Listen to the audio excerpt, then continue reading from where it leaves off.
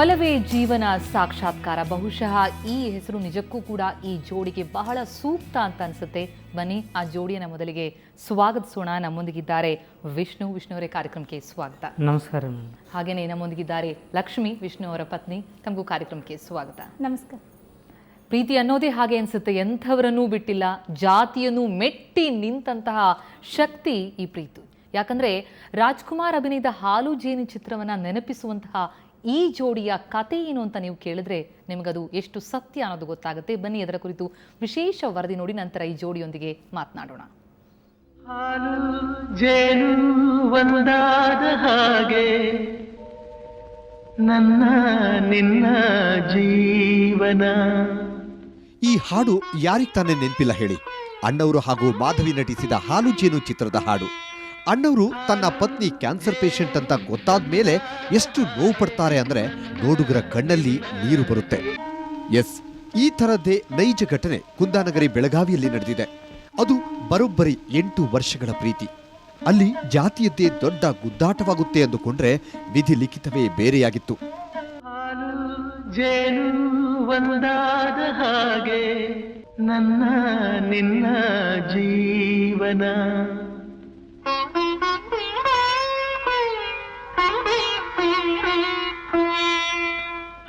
ಈಕೆ ಲಕ್ಷ್ಮಿ, ಆತ ವಿಷ್ಣು. ಇಬ್ಬರದು ಹಾಲು ಜೇನಿನ ಜೋಡಿ. ಆದರೆ ಯಾವ ದುಷ್ಟಶಕ್ತಿಯ ಕಣ್ಣು ಬಿತ್ತೋ ಲಕ್ಷ್ಮಿಗೆ ಬ್ಲಡ್ ಕ್ಯಾನ್ಸರ್ ಬಂದು ಬಿಡುತ್ತೆ.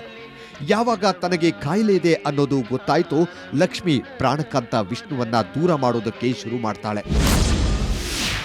ಕ್ಯಾನ್ಸರ್ ಆಗೈತಿ ಅಂತ ಗೊತ್ತಾದ ತಕ್ಷಣ ವಿಷ್ಣು ಅವ್ರನ್ನ ಭಾಳ ಅವಾಯ್ಡ್ ಮಾಡೀನಿ. ಹಿಂಗಾಗೈತೆ ಅಂತೇಳಿ ನಾ ಯಾಕೆ ಅವಾಯ್ಡ್ ಮಾಡಿನಂದ್ರೆ ಅವ್ರು ಒಬ್ಬ ಮಗ ಅದಾರಿ ಮನ್ಯಾಗ ರೀ.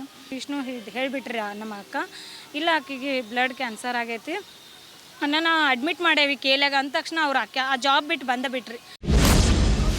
ಆದರೆ ಪ್ರೇಯಸಿ ದೂರವಾಗುವುದಕ್ಕೆ ಕ್ಯಾನ್ಸರ್ ಕಾರಣ ಅನ್ನೋದು ಯಾವಾಗ ವಿಷ್ಣುವಿಗೆ ತಿಳಿಯಿತೋ ವಿಷ್ಣು ಆಕೆಯನ್ನ ಕಳೆದುಕೊಳ್ಳುವುದಕ್ಕೆ ಇಚ್ಛಿಸಲಿಲ್ಲ.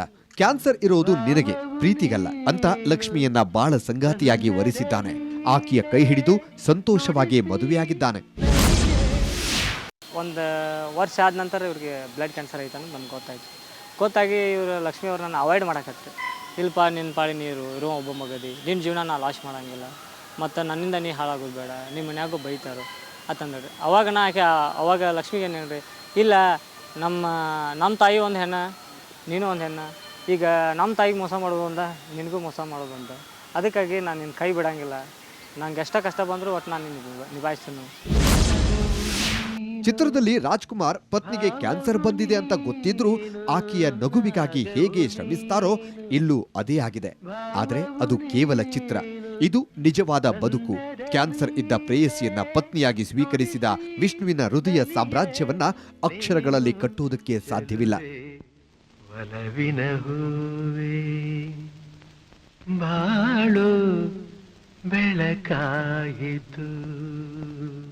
ಸಾಕ್ಷಾತ್ಕಾರದ ಬಗ್ಗೆ ದೊಡ್ಡದಾಗಿ ಮಾತನಾಡೋದು ಸುಲಭ, ಆದರೆ ಅದನ್ನ ಸಾಧಿಸಿ ತೋರಿಸಿದ ವಿಷ್ಣುವಿಗೆ ಕೋಟಿ ಕೋಟಿ ಪ್ರಣಾಮ. ನಿಜಕ್ಕೂ ಇದೇ ಅಲ್ವಾ ನಿಜವಾದ ಹಾಲು ಜೇನು? ಬೆಳಗಾವಿಯಿಂದ ಕ್ಯಾಮರಾಮನ್ ಪಿ ಅಡಿವೇಶ್ ಜೊತೆ ಮಂಜುನಾಥ್ ಹೆಚ್ ಪಾಟೀಲ್, ಸುವರ್ಣ ನ್ಯೂಸ್. ನಿಜಕ್ಕೂ ಕ್ಯಾನ್ಸರ್ ಅನ್ನೋದು ಅಥವಾ ಯಾವುದೇ ಒಂದು ಕಾಯಿಲೆಯಾಗಿರಲಿ ಅದು ದೇಹಕ್ಕೆ ಹೊರತು ಮನಸ್ಸಿಗಲ್ಲ, ಪ್ರೀತಿಗಲ್ಲ ಅನ್ನುವಂಥದ್ದನ್ನು ಸ್ಪಷ್ಟವಾಗಿ ತೋರ್ಪಡಿಸಿದೆ ಈ ಜೋಡಿ. ಬನ್ನಿ ಈ ಜೋಡಿಯ ಕಥೆಯನ್ನು ಕೇಳೋಣ. ವಿಷ್ಣು ಅವರೇ, ಮೊದಲನೇದಾಗಿ ನಿಮ್ಮಿಬ್ಬರಿಗೂ ಕೂಡ, ವಿಷ್ಣು ಮತ್ತು ಲಕ್ಷ್ಮಿ, ಕಂಗ್ರ್ಯಾಚುಲೇಷನ್ಸ್. ನಿಮ್ಮ ಪ್ರೀತಿ ಇದೇ ರೀತಿಯಲ್ಲಿ ಸಾಗಲಿ ಅಂತ ನಾವು ಕೂಡ ಆಶಿಸ್ತೀವಿ. ವಿಷ್ಣು ಅವರೇ, ಯಾವಾಗಿನಿಂದ ನಿಮ್ಮ ಪರಿಚಯ ಲಕ್ಷ್ಮಿಯ ಜೊತೆ? ಅಂದಿನ ದಿನಗಳನ್ನ ನೆನೆಸ್ಕೊಳ್ತಾ ಹೋಗೋದಾದ್ರೆ. ಲಕ್ಷ್ಮಿ ಅವ್ರು ನಂಗೆ ಪರಿಚಯ ಆಗಿ ಒಂದು KGC ಕಂಪ್ನಿಯಲ್ಲಿ ಪರಿಚಯ ಆಗಿದ್ರಿ ಮೇಡಮ್.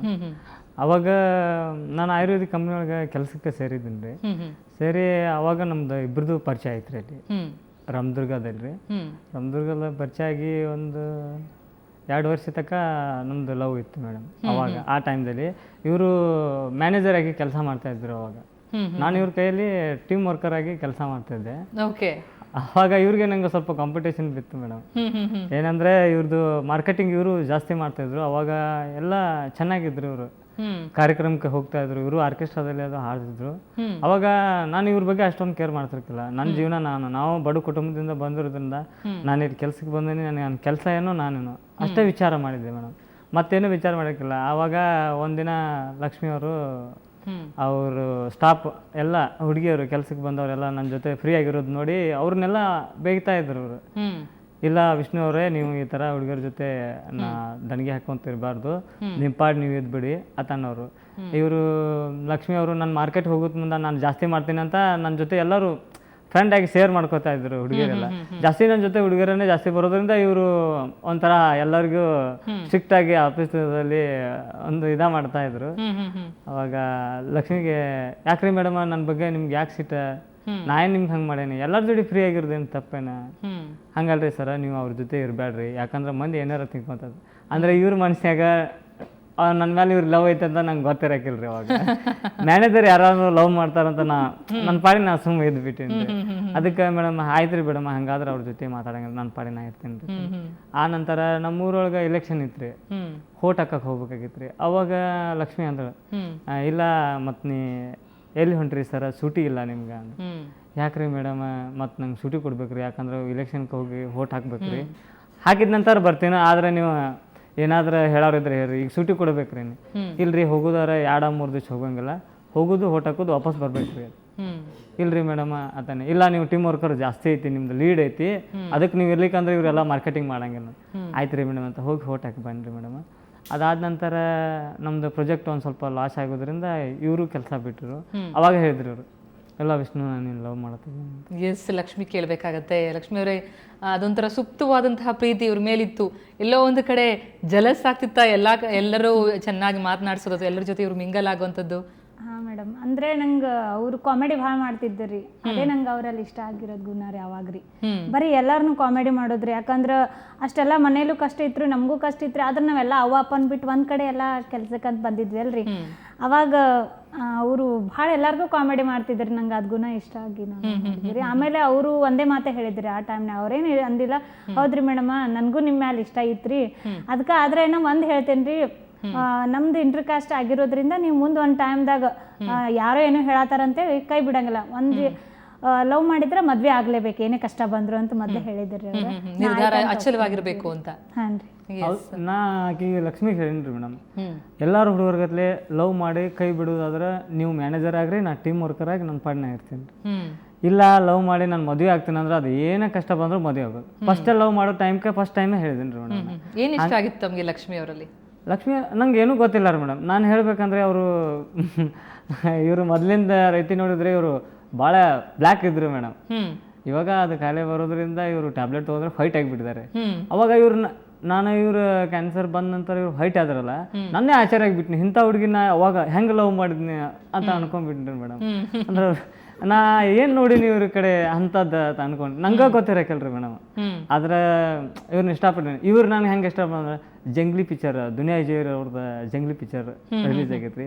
ಅವಾಗ ಇವ್ರು ಬ್ಲ್ಯಾಕ್ ಇರೋದ್ರಿಂದ ಅವ್ರ ಒಂದು ಡೈಲಾಗ್ ಹೇಳ್ತಾರೆ ಮೇಡಮ್, ನಾ ಲಬ್ಕ ಅಂತ ಕಲ್ಲಿದ್ದು ತಿಂದ್ಬಿಟ್ಟೆ, ಅದಕ್ಕೆ ನಾನು ಈ ಥರ ಕಲರು, ನೀನು ಪೆರಲ್ ತಿಂದ್ಬಿಟ್ಟಿದೆ, ಅದಕ್ಕೆ ನಿಂದು ವೈಟ್ ಕಲರ್ ಅಂತಂದು ಹೇಳ್ತಾರಲ್ರಿ. ಅವಾಗ ಇವ್ರಿಗೆ ನಾನು ಸುಮ್ಮನೆ ಹೆಂಗೆ ಕಾಮಿಡಿ ಮಾಡ್ಕೊತಿರ್ತಿದ್ರಿ ಮೇಡಮ್. ಅದೇ ಇವ್ರಿಗೆ ಅದು ಇಂಪ್ರೆಸ್ ಆಗಿಬಿಡ್ತಾರೆ ಮೇಡಮ್. Okay, wonderful. ನಿಮ್ಮ ಪ್ರೇಮ್ ಕಹಾನಿ ಬಹಳ ಇಂಟ್ರೆಸ್ಟಿಂಗ್ ಆಗಿದೆ, ಅಷ್ಟೇ ರೋಚಕೂ ಆಗಿದೆ ಕೂಡ. ಇಂತಹ ಒಂದು ಪ್ರೀತಿನೇ ತುಂಬಿರುವಂತಹ ಈ ಜೋಡಿಯ ಈ ಪ್ರೇಮ್ ಕಹಾನಿ ಮುಂದುವರಿಯುತ್ತೆ ಮುಂದೆ.